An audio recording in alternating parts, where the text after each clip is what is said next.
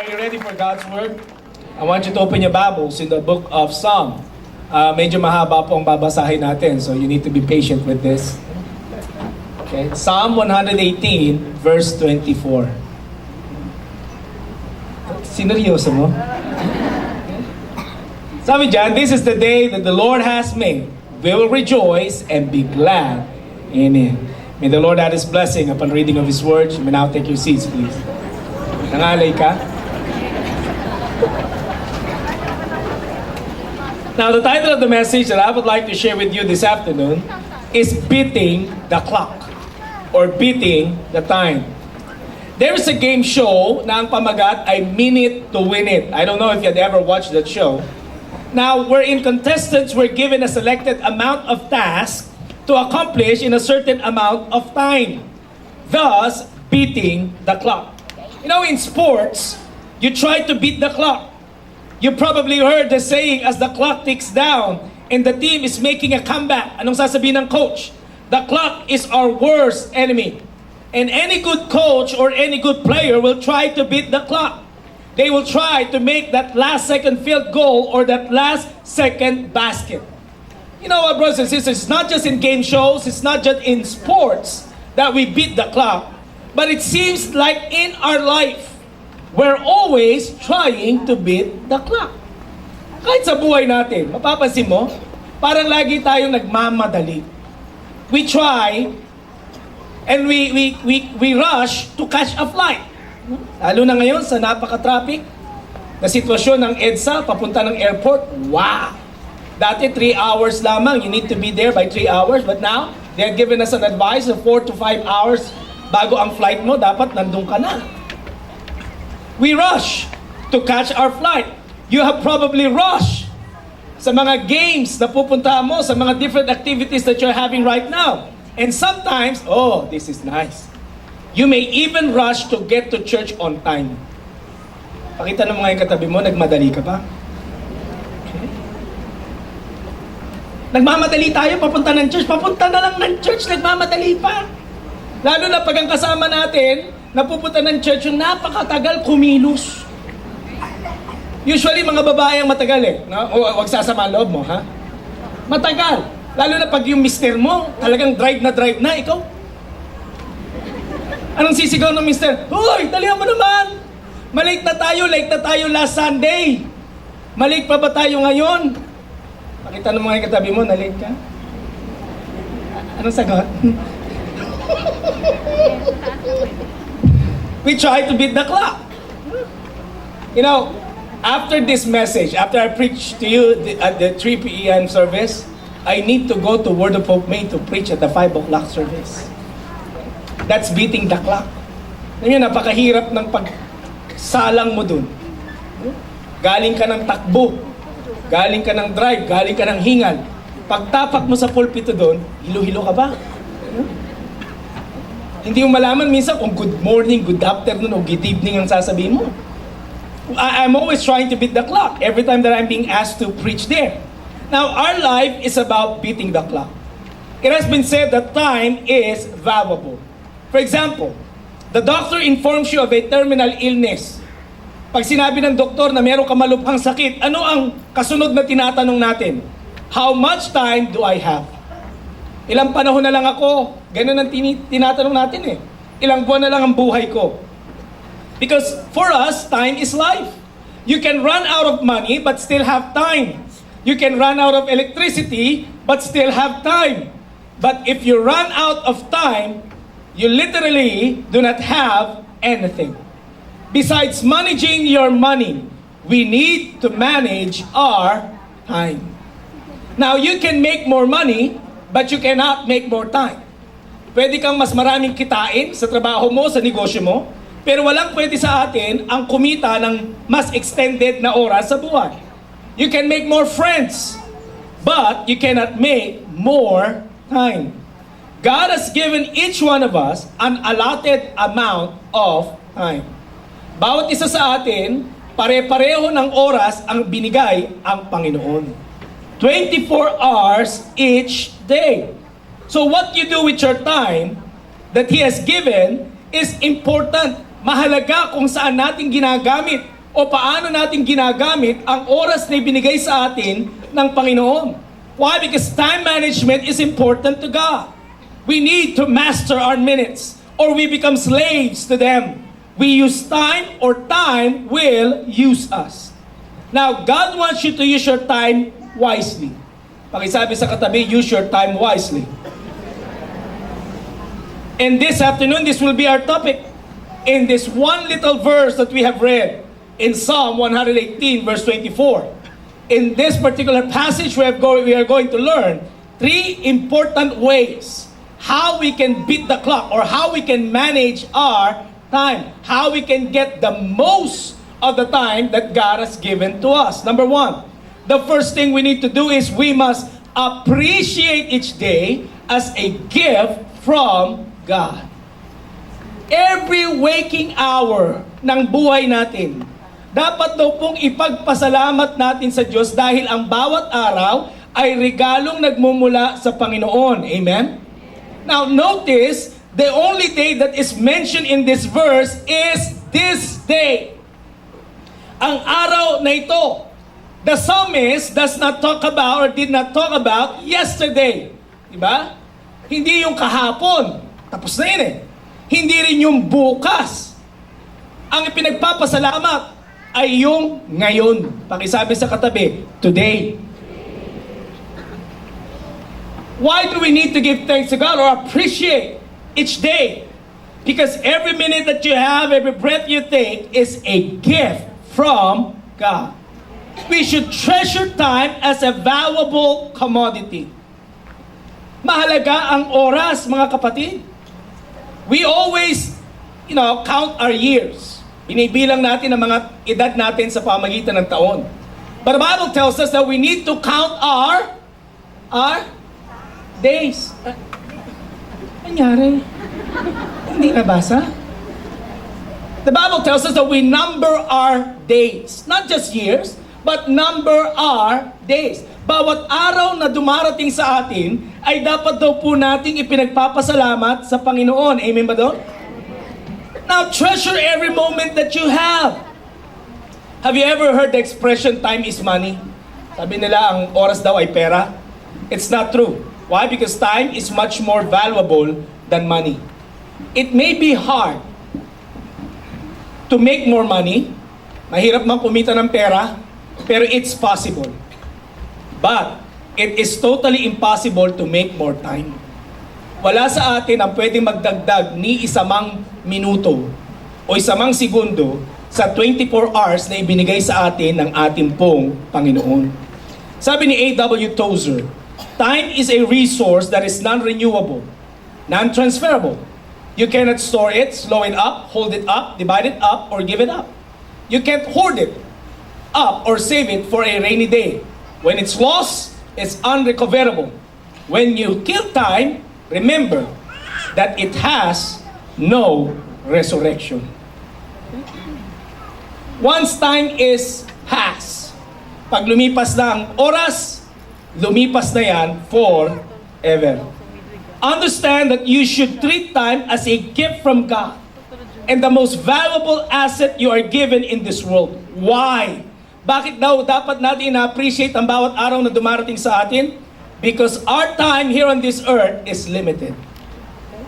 Limitado lamang ang ating pong panahon sa mundong ibabaw. Now, the law of supply and demand is simple. Pag mataas ang demand at kakaunti ang supply, mataas ang presyo. Okay? As simple as that. Ang gold and diamonds would be worthless if they were as common as rocks on ground. Same goes with time. Time would not be so precious if we never died, but we do. Okay lang sanang sayangin ang panahon kung di tayo mga nangangamatay. Katatapos lang ng undas. Alam natin ang katotohanan na lahat tayo ipapanaw. Amen? Una-una lang yan. Lahat. Every one of us will die. Will surely die. Our time here on this earth is totally limited. That's why James tells us, you don't know what will happen tomorrow. What is life? You are a mist that is seen for a moment and then disappears. Sabi ni James, hindi mo pwede ipagmalaki na buhay pa ako ngayon. Bakit? Ang buhay daw po ng tao ay parang hamog lamang. Na ngayon, sa umaga, kita mo yung hamog, mamaya pag medyo sumikat ng araw, wala na. Okay? Maliwanag yan sa atin. Maliwanag sa bawat isa na ang mga bagay na yan ay madaling lilipas. Ang buhay ay madaling lilipas. Now, if I were to give you a calendar this afternoon, kung bubuksan mo ang smartphone mo, and you'll be looking at the calendar, can you tell me what particular date you're going to die? Kaya mo bang sabihin sa akin sa calendar mo, kailan ka dyan mamamatay? Stop. January.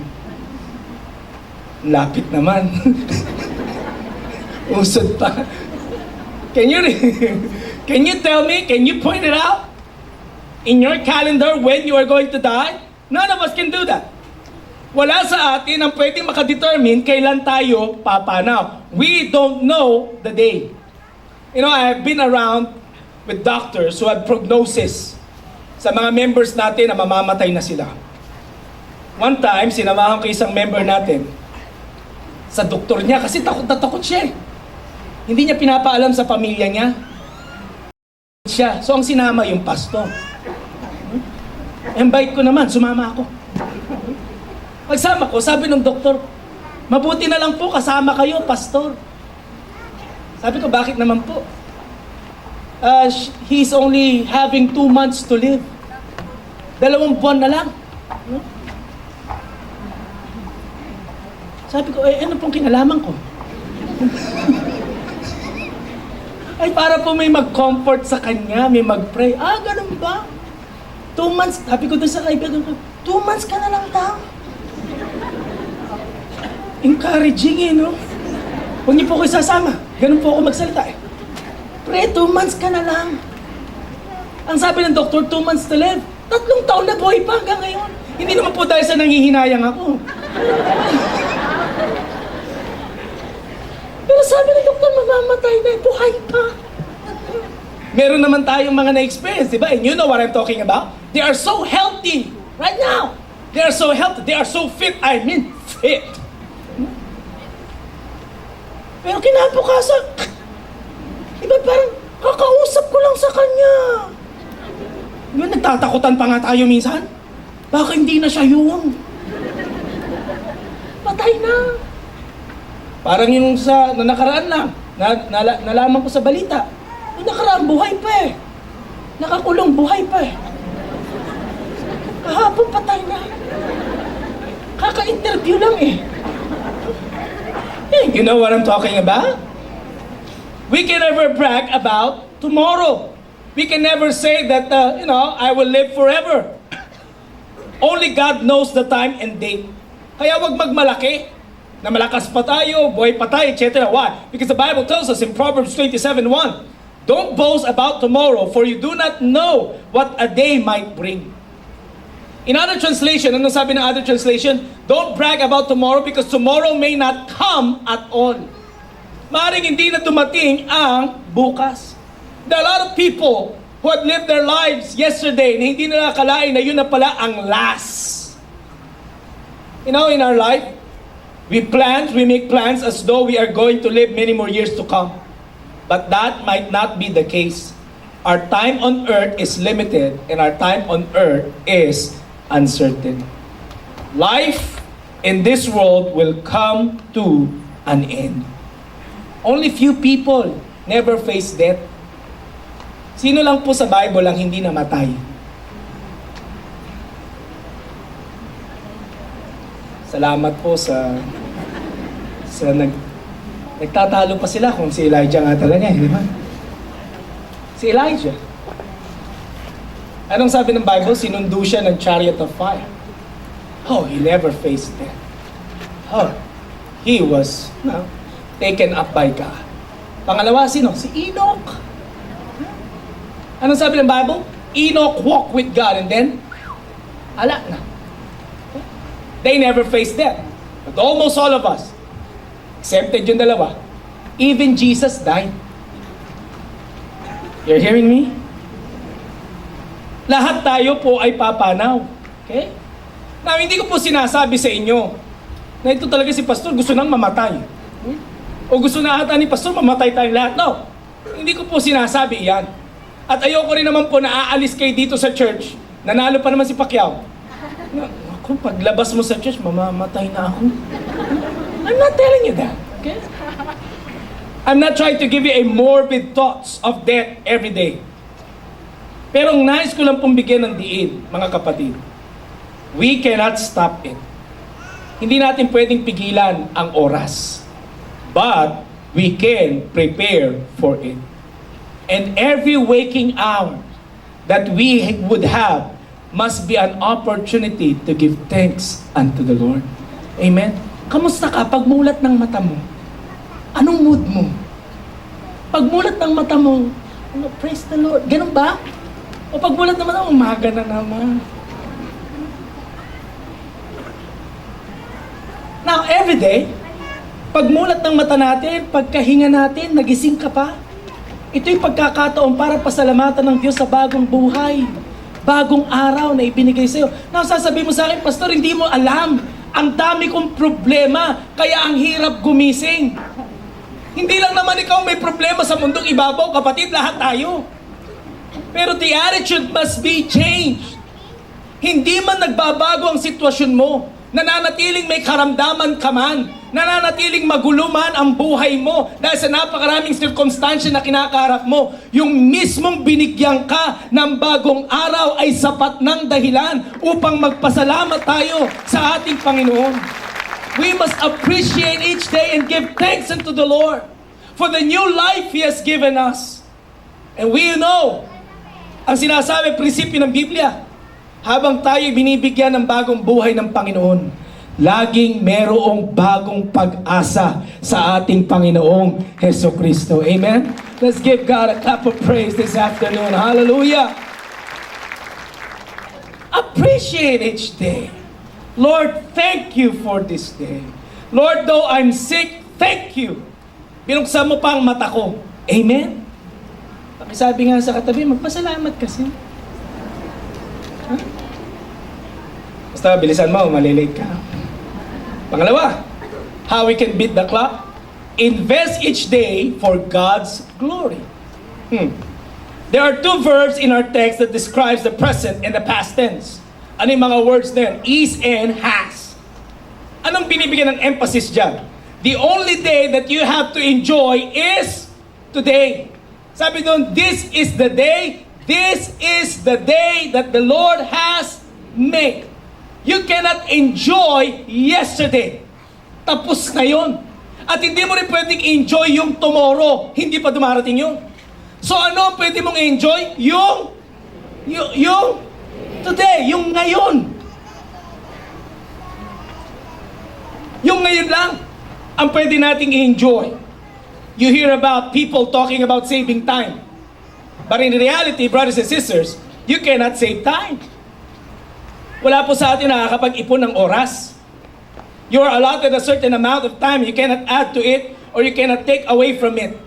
Sino po sa inyo merong 25 hours each day? Masyado ka naman pinagpala. All of us only have 24 hours. Now, you can spend your time either foolishly or wisely, but you cannot save it. Pakisabi sa katabi, you cannot save time. You cannot save time and you can't store time.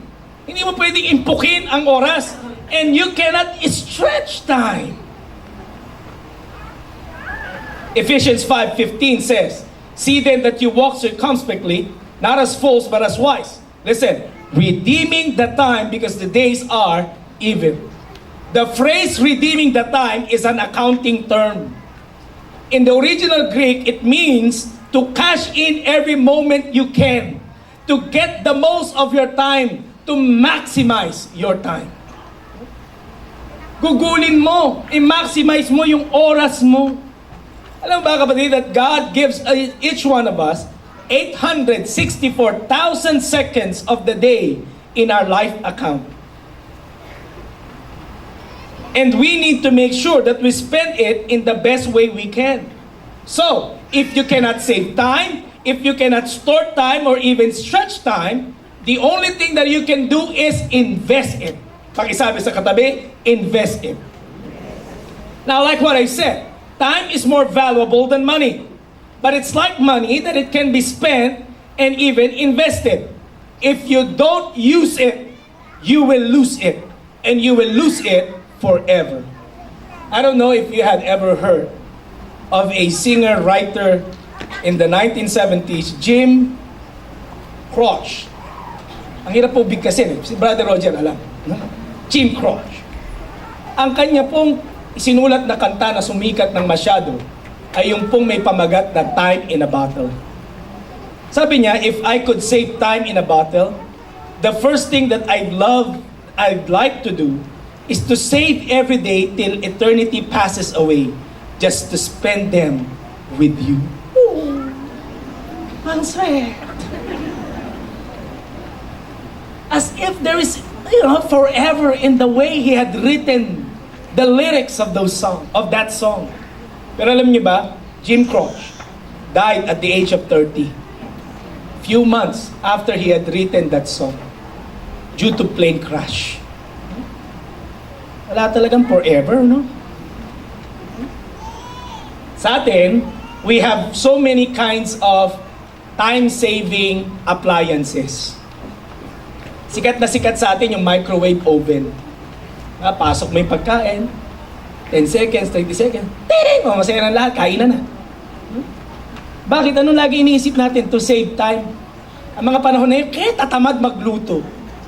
Hindi nga marunong maghiwa. Umaming ka na. Pag wala yung nanay, anong binibili? Instant noodles. No? Alam niyo ba, pati ang champurado ngayon, may instant champurado na. Lahat instant na. Okay? Instant lasagna. Lalagay mo lang sa mic. Ang pananaw natin, we can save time. Sa mga nagda-drive, akala natin taking shortcuts will save time. Okay? Kaya lang sa sitwasyon ng traffic sa Metro Manila, talaga eh.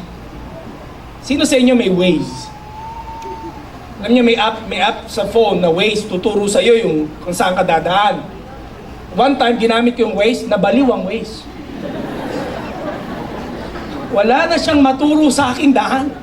No? Lahat pula na. Kulang na lang sabihin sa akin ng Waze, manatili ka na lang dyan. We thought that we can save time by taking shortcuts. Pero mga kapatid, kung maghihingian tayo ngayon ng mga naipon nating oras, wala sa atin na makapagbibigay ng sobrang oras. In the graduation on Wheaton College, Billy Graham made an address. He said, "Time is the capital that God has given us to invest. People are the stocks in which we are to invest our time, whether they're blue chips or penny stocks or even junk bonds." The important thing that Billy Graham mentioned is that we invest our time for God. Where you invest your time reveals what is most important to you. Kung saan mo ginugugol ang oras mo, nakikita kung ano ang mahalaga sa iyo. Okay, experiment. Pagkagising mo sa umaga, sino ang unang pumapasok sa isip mo? Sino ha? Sino? Kung si Boyfie. Sino? Okay? Wow, si Lord. Pagsek. Spiritual. So spiritual. Pangalawa, pagkagising mo, ano yung una mong gustong gawin? Mag-pray? Wow! Really? Spiritual. Kayo ang pinaka-spiritual na kongregasyon ngayon. Pangatlo, ano ang unang pumapasok sa isip mo pagkagising na excited kang gawin? Ano, mag-devotion? Mag-fasting? If I know, pagmulat ng mata mo, iniisip mo, ano kaya almusal ngayon? Now, where you invest your time reveals what is most important to you. Alam mo ba that there are 168 golden hours in each week? An average person would consume 56 hours of sleeping. Yung iba, mas maigsi ang tulog kasi mas masipag sa trabaho. Yung iba naman, mas mahaba sa 56 kaya tatamad. About 24 hours of those are being spent in eating and personal hygiene. Now, huwag kang magtatampo sa akin. Babae ang pinakamatagal dyan. Okay? Now, kung magtatampo ka, sayang naman.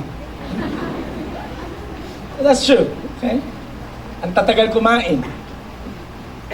Mas matagal na nga mag-makeup, matagal pa kumain, matagal pa magbihis, matagal, as in lahat matagal. Bihira yata yung babaeng nakakilala ko na may parang lalaki. Pag kumilos, bagal mo. Ako pa sinasabi, ang bagal mo. Bihira yun.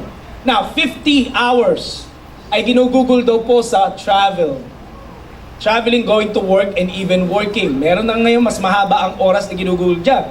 Now, estimated time, meron daw pong more than 30 hours a week of discretionary time left over. Pag sinabing discretionary time, nasa sayo kung saan mo gagamitin. Meron daw pong more than 30 hours. 30 hours! Ang tanong, saan mo ginagamit ang 30 hours na yan? Where are you investing those hours? Pag sinabing discretionary, nasa sayo yun. Kung saan mo gagamitin, nasa sayo yung pagpapasya. Okay? Now, if I'm going to follow you sa loob ng 2 araw, kahit nga 1 araw lang, titira ako sa bahay niyo na 1 araw at titira ka rin sa bahay namin na 1 araw, magkakaalaman tayo kung ano ang mahalaga sa atin. Now, you may not agree with me, pero ang dami-daming tao, ang importante sa kanila, iniimbisan nila ng oras, internet. Walang katapusang internet. Surf ng surf. Walang katapusang Facebook. Natulog ng online, nagising ng online. Pag iihi, tinitignan kung may likes. Pag walang likes, sarap nito lang nag-like. Walang nagmamahal. Kamusta ka naman madaling araw? Yung iba walang katapusang selfie. They always love to take their own pictures. Oh, selfie dito, selfie. Hindi ka naman maumay. Maumay ka naman, oy. Kami nga tumitingin na umay eh.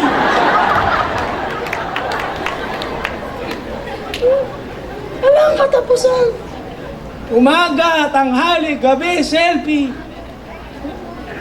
Yung iba maliligo na lang, nagpapaselfie pa. Tanggapin mo man o hindi, katotohanan yan sa iba. Ang iba, they spend their discretionary time watching TV. Ang iba nga, sa sobrang saya ng panonood ng TV, magmula unang lupang hinirang hanggang huling lupang hinirang, they watch TV. Others, they read magazine, books. Ang iba, endless chit-chat. Kwentuhan ng kwentuhan, daltalan ng daltalan, text dito, text doon. Laging naka-unli. Laging nasa chat room. Wala na ibang ginawa kundi mag-reply, konting chat. Minsan nga wala nang ma-reply, sticker na lang. Emoticon na lang ang sinesend. Bakit? Wala na masabi. Now let me ask you a personal question. Personal to How much of that discretionary time are you devoting to your Lord? Sa more than 30 hours na discretionary time na binibigay sa atin ng Panginoon, ilang oras dyan ang binibigay mo sa Panginoon? Pakitanong mo yung katabi mo, ilang oras? Ayaw mong tingnan. Ilang oras ang kay Lord dyan?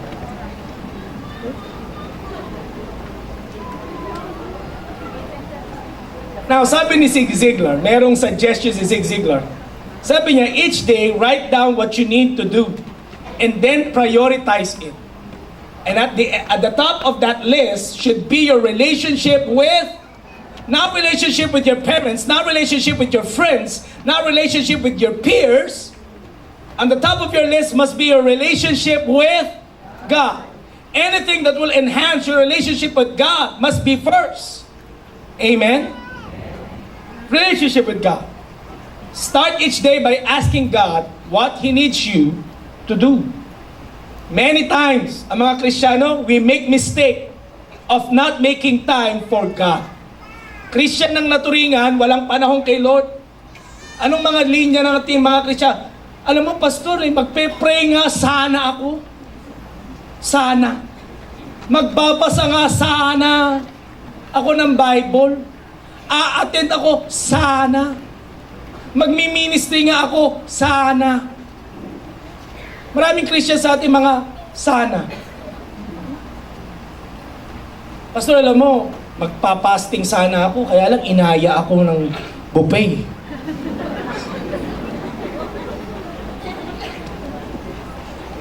Ang hirap tanggihan, Pastor. Isa tong tukso na hindi ko malabanan. Marami sa atin, we neglect our relationship with God.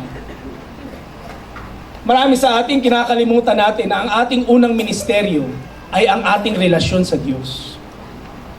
Matthew 6:33 says, "Seek first the kingdom of God and His righteousness, and all these things will be added to you." You know, time is valuable. The clock never stops ticking. That is why you should never procrastinate by not doing what you should be doing today and waiting till later. Huwag mo nang ipagpabukas ang dapat mong gawin, ngayon. Makinig ka. Kung wala ka pang ugnayan kay Jesus at first time mong nakadalo sa ganitong church, okay, sa ganitong klase ng pahayag ng salita ng Diyos, today is the day of your salvation. Kung ikaw hindi ka seryoso sa relationship mo sa Panginoon, ngayong araw na to, magpasya ka, magtitino ka na. Hindi yung Sunday ka lang. Amen? Hindi yung pag Sunday, naku, praise the Lord. Pag Sunday, bait-baitan. God bless you. Hallelujah. Pero pag Monday to Saturday, naku, iba ang tumutubo. Hindi pwedeng ganon. Kung ganyan ang ugali natin, today, make a decision that I will be investing my time for the glory of God. Amen? Kung wala ka pang ministry, today is the day to make a decision to involve yourself in doing ministry. Now, today is not the day for you to harbor bitterness in your heart. Hindi ito panahon para magtampo-tampo ka. Amen? Hindi ito yung panahon na galit-galitan ka, bitter-biteran ka. No, this is not that day. Today is the day to forgive people. Today is the day to love people. Today is the day that we can understand each other and forgive each other. Kasi bakit? Pag ginagawa natin ito, we are investing something for the glory of God. Amen? Bakit sabi nga sa katabi, ngayon yun? Today is the day to do good. To do good deeds to others.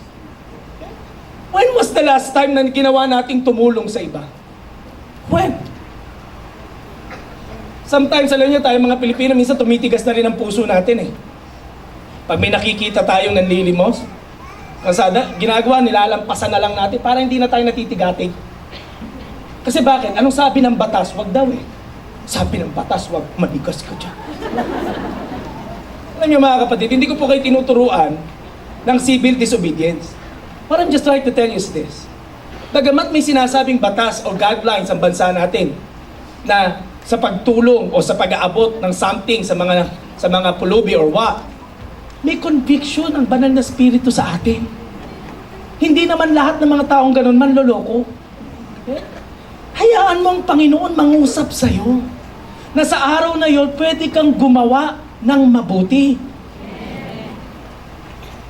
Mas pakinggan ang tinig ng Diyos sa atin.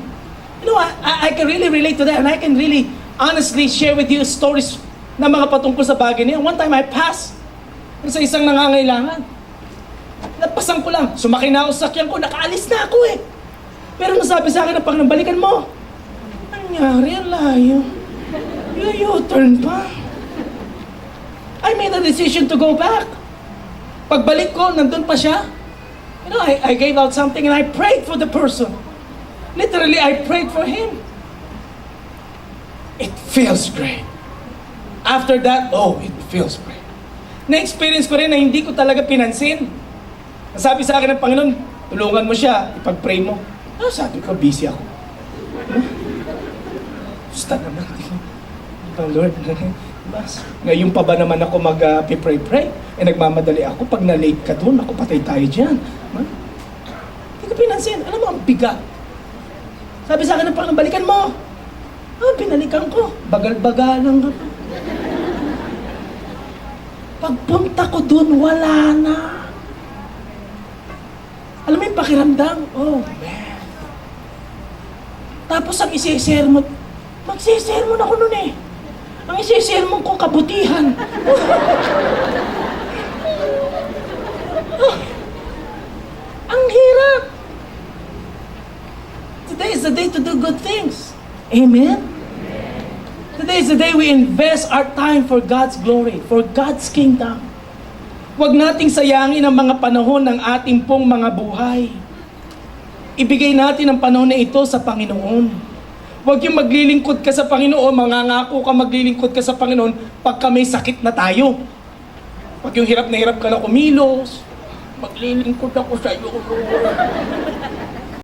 Now, hindi ko po dinidiscount yung fact na pwede ka pang makapaglingkod sa Panginoon. Kaya lang, kamusta ka naman? Nung panahong malakas ka pa, nasaan ka? Diba? Kung kailan, iba, hindi ka na nga makasalita. Eh, Lord, sa'yo ako. Anong malakas ka pa, kanino ka?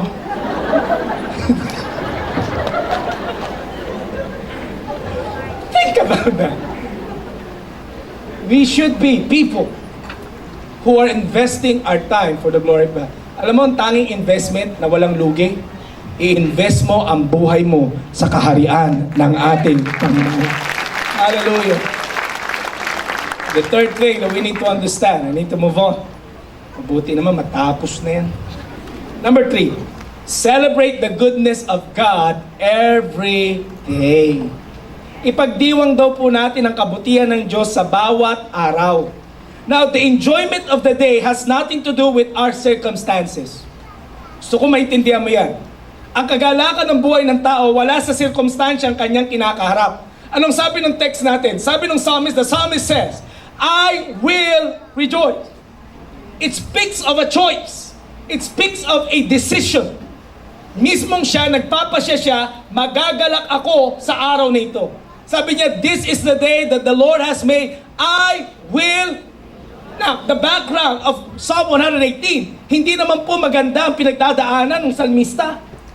Hindi naman po all is well when the psalm had been written and had been sang by the psalmist. May mga circumstances na kinakaharap yung salmista nung sinulat ang Psalm 118. But I like what he said. Anuman ang pinagdadaanan ko, magpapasya ako na sa araw na ito, magdiriwang ako sa presensya ng Panginoon. Now, I want you to write this down. No matter what happens, no matter how bad your day may appear, you always have something to rejoice about and to be thankful for. Amen? Ay na sinasabi pa, alam mo, Pastor, bad trip ang araw na ito. Alam mo, bawal ngayon ang trip-trip. Ma-operation ka. Ang saklap ng araw na ito, Pastor. Alam mo, kapatid, kahit na gaano pa kapangit ang araw natin, so to speak, marami pa ring bagay na pwede mong i-highlight sa buhay mo, na pwede mong ipagpasalamat sa Panginoon. Amen? Kahit na napakarami nating problema, you know, we still have our family to encourage us. We still have family to pray for us. There's still a lot of people that cares and loves us. Amen? Maraming pwedeng ipagpasalamat at magalak sa buhay. Huwag laging hinahanap yung pangit, hanapin yung mabuti. Sabi nga sa katabi, hanapin mo yung maganda.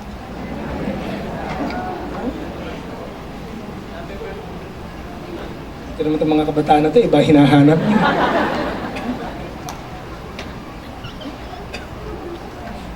Now, Today, you may not be feeling okay physically. You may be sick. But this is the day to rejoice. Bakit? Buhay pa tayo eh. Meron pa tayong hininga. Maaaring sa mga negosyo natin, umaharap tayo ng mga pagsubok sa buhay. At lahat ng hindi maganda, pinagdadaanan natin. We still have a reason to rejoice. Dahil alam natin bilang mga mananampalataya, laging merong ginagawang mabuti ang Panginoon sa buhay ng bawat isa sa atin. Amen? Let's give God a clap of praise this afternoon. Today is the day to laugh. Today is the day to smile, to rejoice. Make that decision. I will rejoice. Now, hindi ko po sinasabing magbaliw-baliwang ka. Na kahit may problema ka, kasunod niya, I'm not telling you that. All I'm just trying to tell you is this. You make up your mind. You make that decision. Ano man ang pinagdadaanan ko sa buhay ko, mananatiling magalak ako. Hindi dahil sa okay ang lahat, kundi dahil alam ko may Diyos na may hawak ng aking buhay. And that God will never leave me. He will never forsake me. Today is a day to be glad. It is your day to forget all of your worries and start thinking of the promises of God. Don't waste your time worrying about so many things. Rejoice, for today is your day. And this is a new day. Tandaan mo, ang bawat araw ay araw ng himala mula sa Panginoon. Kaya nga po, merong isang lalaki. Ang sabi ni Jerry, pangalan niya po ay Jerry. Sabi niya, attitude is everything. Ang mabuting attitude, it's a choice. Pagpilit. Attitude is everything. Alam niyo si Jerry, he was a restaurant manager in New York. Si Jerry ay yung bang napaka-charming. Alam niyo yung sinabi ko sa inyo 2 weeks ago na sermon na may mga taong ipinanganak na very charming. Yung kausap mo sila, tuwang-tuwa kung kausap sila. Na kausap mo pa lang, nami-miss mo na. Kausap mo pa, hindi pa maalis pero miss na kita. Very charming. Ganun si Jerry. He's a positive person. People would always love him.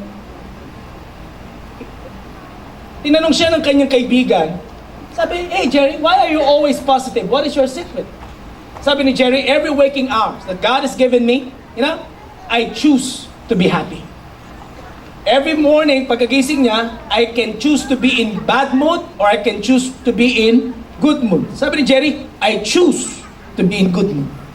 Pag may nagre-reklamo sa kanya dahil siya'y restaurant manager, nagre-reklamo yung mga customer, ang lagi niya sinasabi sa kanyang sarili, I can choose to be negative or I can choose to be positive and show them the brighter side of life. I choose to be positive and to show them the brighter side of life.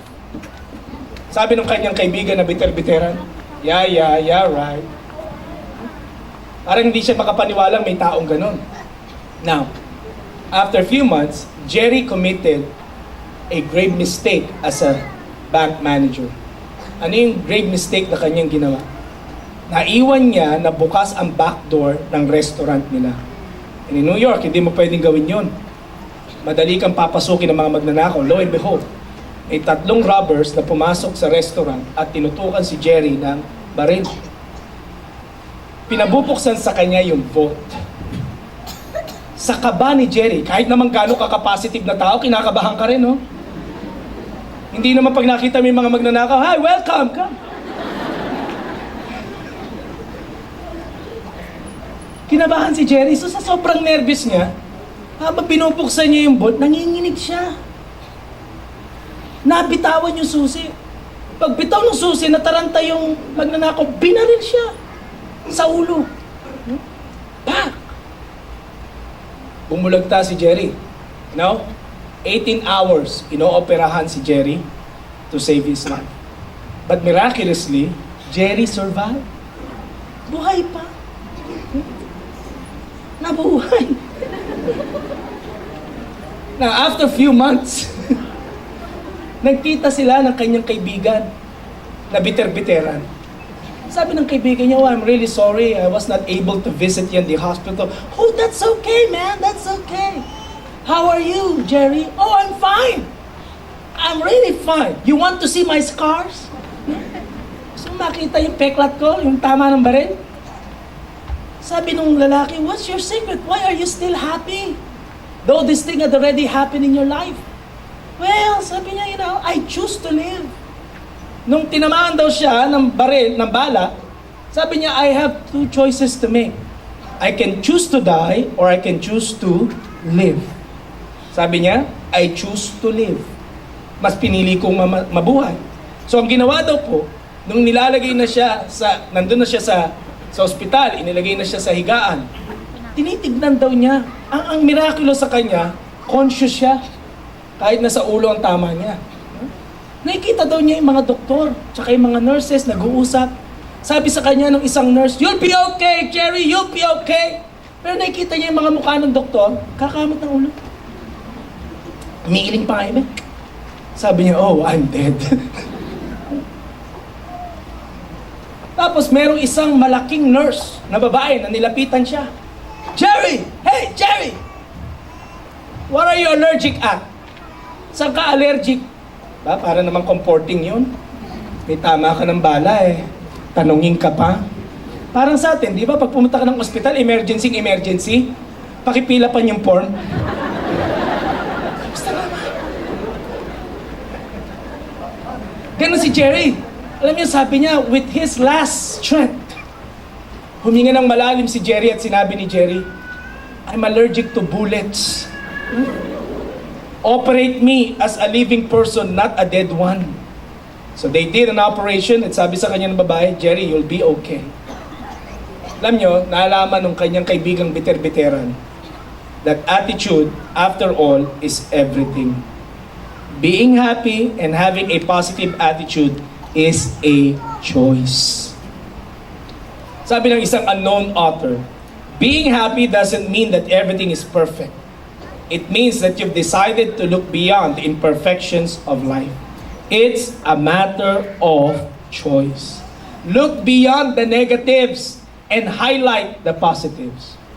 Amen? Tsaka tantanan mo na yung kakakumpara ng buhay mo sa iba. Yung kakasilip, tignan mo yung bahay niyo. Ganda ng bahay niyo, ganda ng dekorasyon, Pasko na. Yung bahay ko, pang Halloween pa rin.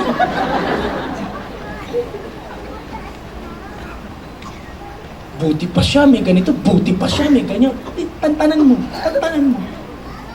Yung bawat araw na dumarating sa buhay natin, ipagdiwang na natin.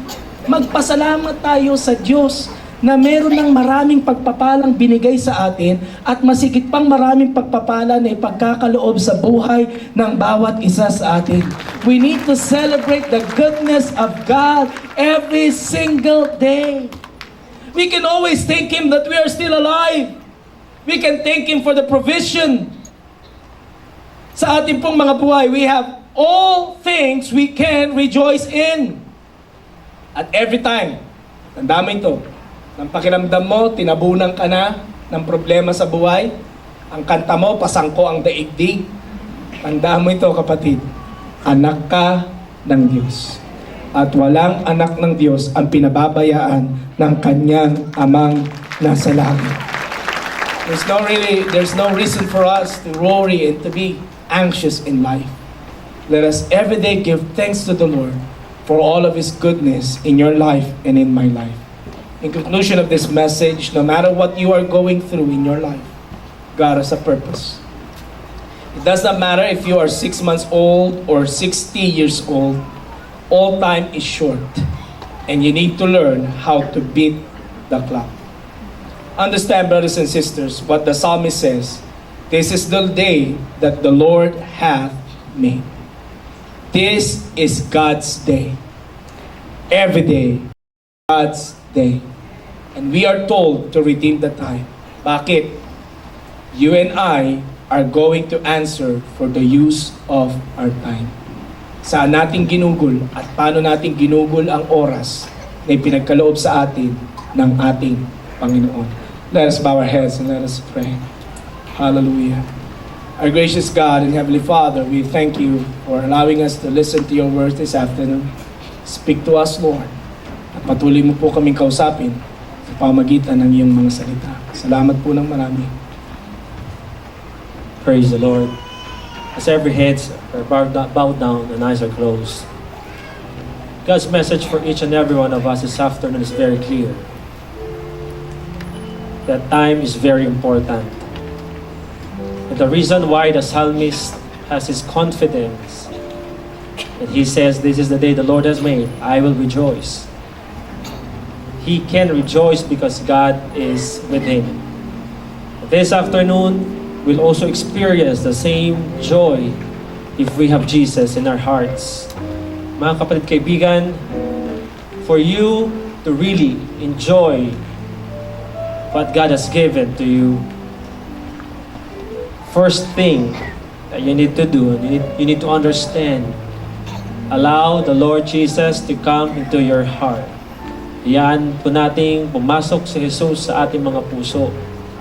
At ngayong hapong ito is the day that the Lord has made for you to really say, "Lord Jesus, come into my heart." If that is your desire, at yan ang nais mo yung hapong ito, maaari mong itaas ang iyong kamay. Sabihin mo, "Pastor, nais kong tanggapin si Jesus bilang Diyos ng aking buhay."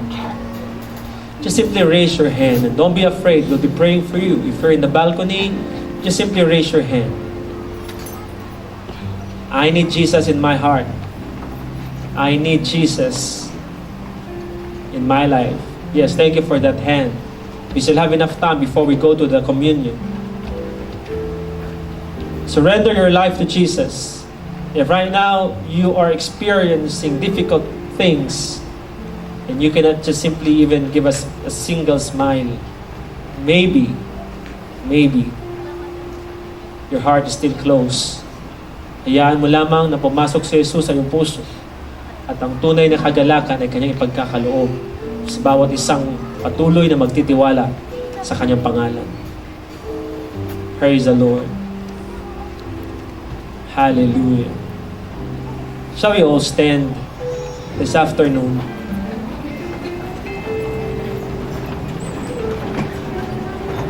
At sa lahat po na nagtaas ng kanilang kamay ay amin po kayong inimbitahan dito sa harapan. Don't be afraid, our ushers are there to simply come. If you are in Cinema 6, you may also come here. At kung hindi mo man itinaas ang iyong kamay,